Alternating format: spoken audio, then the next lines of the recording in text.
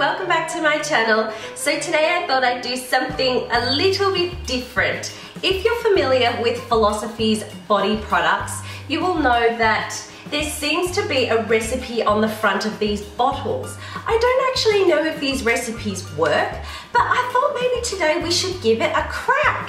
So if it doesn't work out, this could be a failed video, but we'll see what happens. So today I decided to use creme brulee because I love creme brulee, everyone loves creme brulee, and let's face it, it's clearly very well loved as there's just only a teeny tiny bit at the bottom left. There are other flavors. My other fun flavor is cinnamon buns. Love this one, it smells so good. Oh yeah, you guys try cinnamon buns. But today we're gonna make creme brulee. So the bottle says we need 6 egg yolks. So I've got 6 eggs in there. Make sure your eggs are always at room temperature. You don't want to ever use cold eggs if you store yours in the fridge. You want 6 tablespoons of sugar. I've decided to use caster sugar mainly because it is a very finely milled sugar and you want a really smooth consistency with a creme brulee. That's why I chose that. 1½ vanilla beans. Look, I don't have any vanilla beans at home, so I've chosen to use vanilla bean paste. It's a perfectly fine substitute and it shouldn't change the texture of the creme brulee at all. Other people will say otherwise, but it's fine, honestly. And you will need 1½ cups of whipping cream. I've just chosen to buy thickened cream. It's technically whipping cream, so that's fine as well. You'll also need 6 ramekins, as says on the bottle. Whether this recipe will actually use 6 ramekins, I have no idea, but let's find out.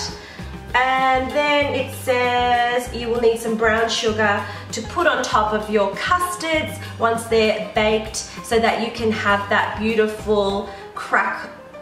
Do you know how creme brulees have that beautiful, what's it called, caramelized sugar on top, so then when you put your teaspoon through it you have that gorgeous crack? Let's hope we get that.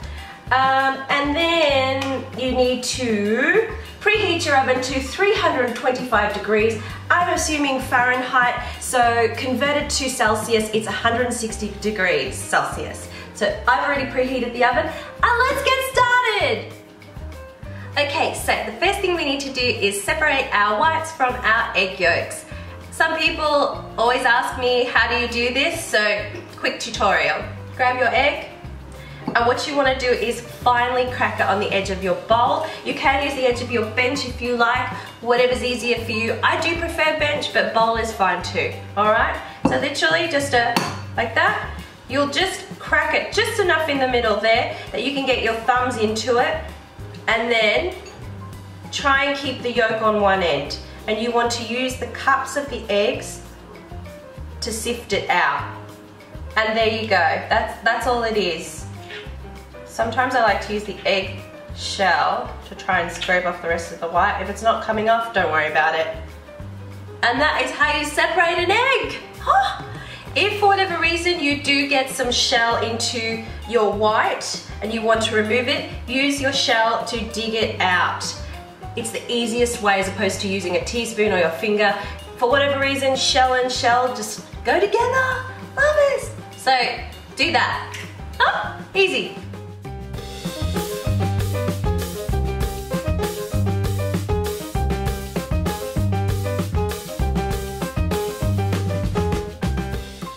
So once you've done that, put your egg whites aside. Don't throw them out. There are so many things you can make out of egg whites. You could make egg white omelets, healthy frittatas, pavlova, what else, macarons. So don't throw out your egg whites, and if for whatever reason you don't have time to use them, you can actually freeze them and defrost them for another day and they're perfectly fine. So put them aside, no throwing, we don't like wastage.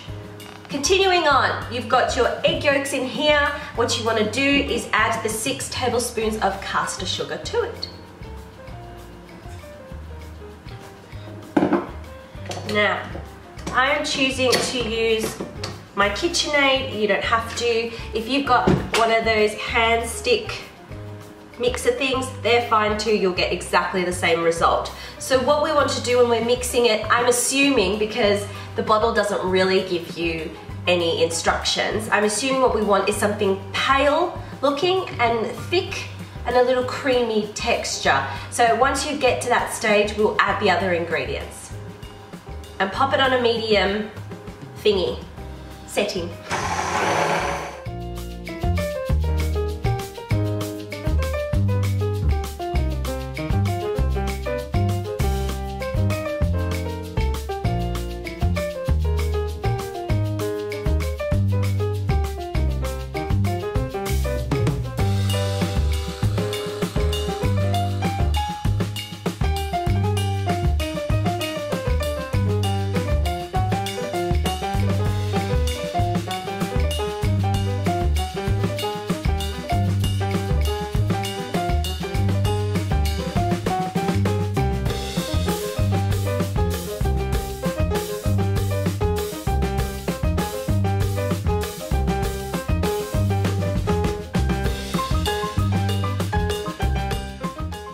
So I've finished whipping the mixture. It has thickened a little bit. I have no idea what the mixture is supposed to be. I don't know if it's supposed to be a thin consistency or a thick consistency. It is slightly gelatinousy, so if anyone knows how the mixture is supposed to be, pop it in the comments below. I would love to know. So what I'm going to do is decanter this into a bowl with a lip, just because I find it easier to be able to, you know, spread out.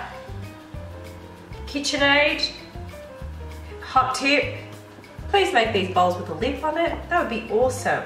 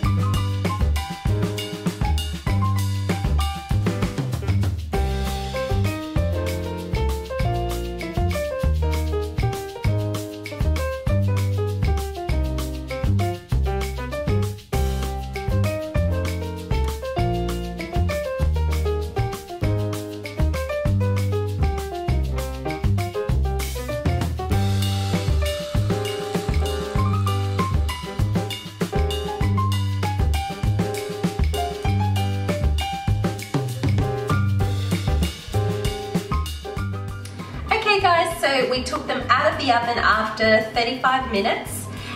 We let them cool in the tray, and then I popped them in the fridge. Now the bottle here does say to refrigerate it for overnight, but I've refrigerated them for about 4 to 5 hours now, and they are stone cold. So I'm just going to give it a go and do the caramelized sugar on top. Now what I have noticed with every single one of these creme brulees is that they all shrank in the fridge.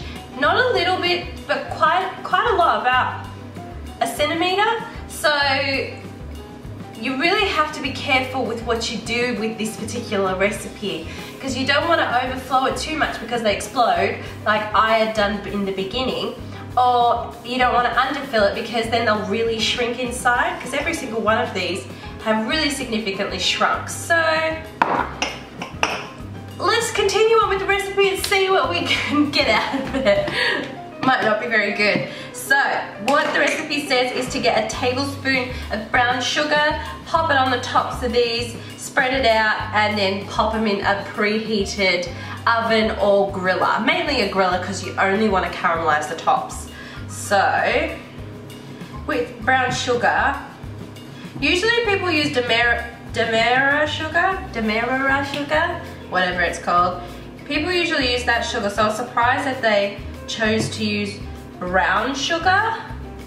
So really be careful, because brown sugar tends to be lumpy, and there's just nothing worse of just a lump of sugar there, and if you're gonna serve it to people, yeah, it won't be tasting very nice. So literally I've gotten maybe half of the tablespoon, popped it on top of the brulee, and just lightly spread it out, and just made sure I've got no lumps.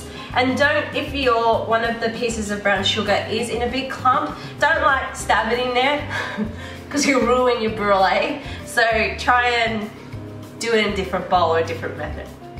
Now just pop all your brulees on a tray and pop them in the oven.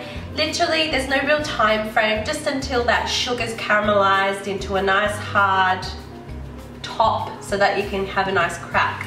But I've never done it this way before, so we shall see what happens. So welcome back. It is towards the end of the day, so I do apologize for the lighting. As you can see, it really didn't work out very well at all. I've managed to somehow burn them, shrink them even more than what they were before. Sorry, they're still a little hot because they've come out of the oven. But like, the sugar hasn't completely dissolved, so I don't know if it's because I haven't set my grill setting very well, or hot enough or too hot, but honestly it really didn't turn out nice at all. What I do think the element that was missing from this creme brulee recipe was probably some hot milk. When we first beat up the eggs and the sugar, the hot milk probably would have helped dissolve the sugar a little bit. I think that would have helped, but I think personally the brown sugar on top and letting it caramelize under an oven, I think maybe you're better off using demerara sugar and then getting one of these blowtorch fellas. I bought this for like $15 at Matchbox, so they're not expensive, and you fill it up from the bottom here with, what do you fill it up with? Gas? I'm not sure. Whatever it is, ask my hubby for that one. I'll link it in the bottom bar for you. But you're better off if you really wanted to using something like this. I have to try it, I guess. Okay, so we got the crunch factor out of that one. So the size effect that I put that much in it, and now it's pretty much that much mixture at the bottom. It's just,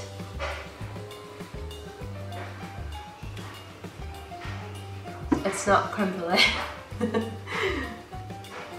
If I'm completely honest, it tastes more like a pudding than a creme brulee. You can really taste that eggy tone to it. So I don't know if it's because I over whipped my cream, or it needed a hot milk factor, or maybe the cream needed to be heated. Sorry philosophy, your recipe wasn't that great.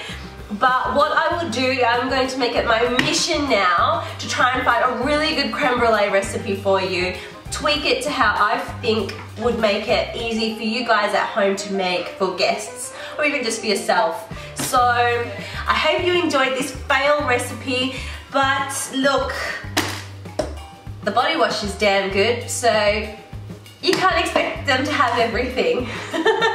Anyway guys, I'll see you in the next video. I hope you enjoyed this fail video.